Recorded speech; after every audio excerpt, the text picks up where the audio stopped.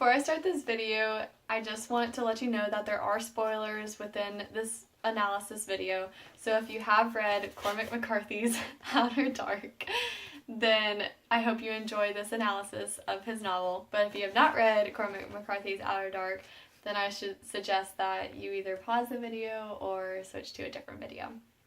That being said, on with the analysis.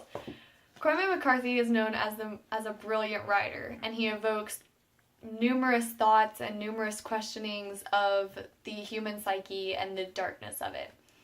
Cormac McCarthy is often referred to as a doppelganger to William Faulkner and Flannery O'Connor. While William Faulkner is represented in his novel, Flannery O'Connor's influence is more prevalent within this novel. Both Flannery O'Connor and Cormac McCarthy include Christianity within their novels. However, Cormac McCarthy puts a twist on it. The religion in Cormac McCarthy's Outer Dark is more, instead of pure Christianity, it's more of evil Christianity. So Cormac McCarthy is known as a Catholic, similar to Flannery O'Connor. However, he's not technically a Catholic empathizer, as one might put it. He has different views on the religion, and it is definitely evident within this book. The book shows of a brother and a sister who are isolated in the woods in Tennessee mountains, and they commit incest, which is one of the biggest sins in the Christian religion and Christianity. So once Kola, the brother, realizes of the sin he committed, he tries to kill the baby in order to bring back the moral code and to fix it, to fix the sin he has made. However, both him and his sister Rinthi are very oblivious to the outer world. Rinthi, on the other hand, is pure innocence. She doesn't know what she did was wrong, and she tries to find the baby because she loves it.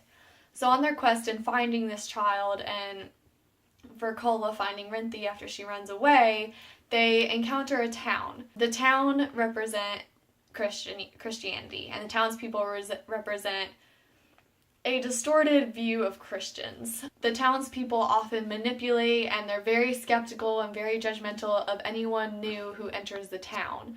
So they often question Kola and his motives, and they question Rinthi and her motives, and why she's here, and what she's doing here, and how she belongs. Cormac McCarthy incorporates fear within this evil Christianity by the fear of losing someone or the fear of being accepted. Within Outer Dark, McCarthy includes characters that are drowning in their own selfishness. So while they're trying to be accepted, they basically turn to their dark side in order to attempt to be accepted, but they don't. In terms of that for Christianity, they try to repent their sins, but they're not always redeemed.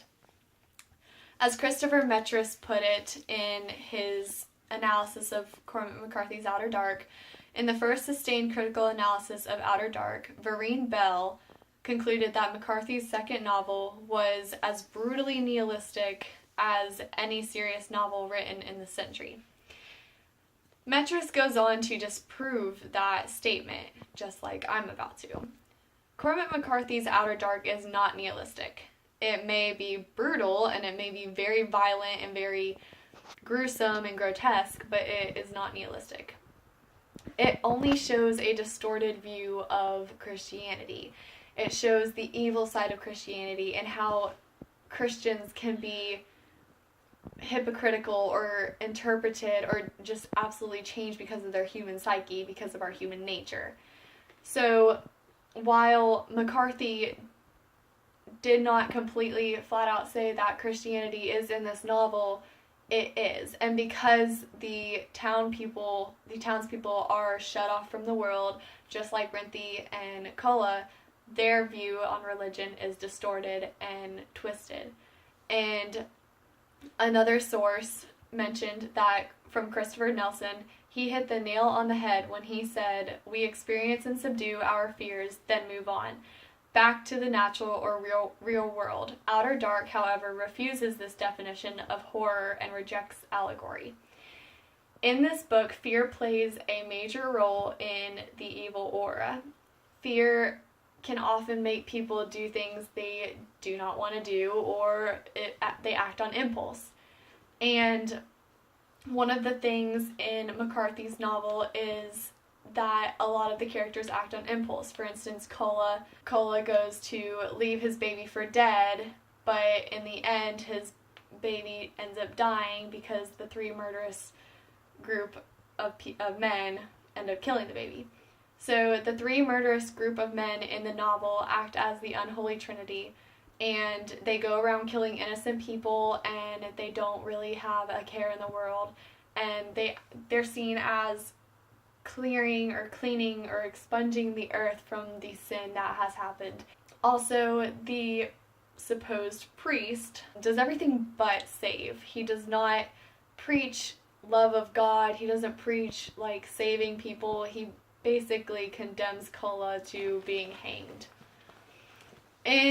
Throughout McCarthy's writings, we see this theme of evil, and we see it portrayed in different versions. And Cormac McCarthy likes to elaborate on the evil aspect and the evil theme.